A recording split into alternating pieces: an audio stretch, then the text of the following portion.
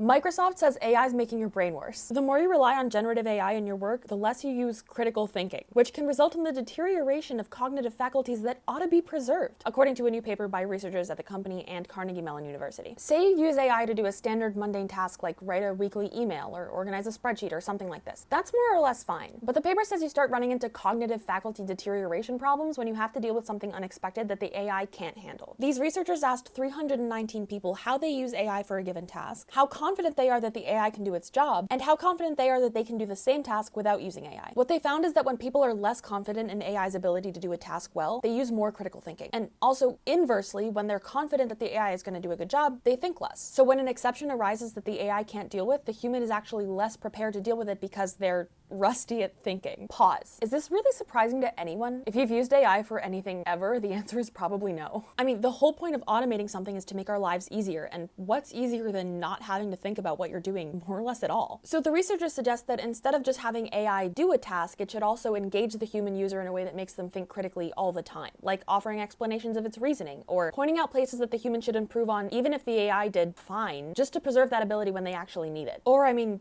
don't use AI. But the company sponsoring this research is Microsoft, one of the world's biggest tech companies and OpenAI's biggest investor. So who am I to judge, really?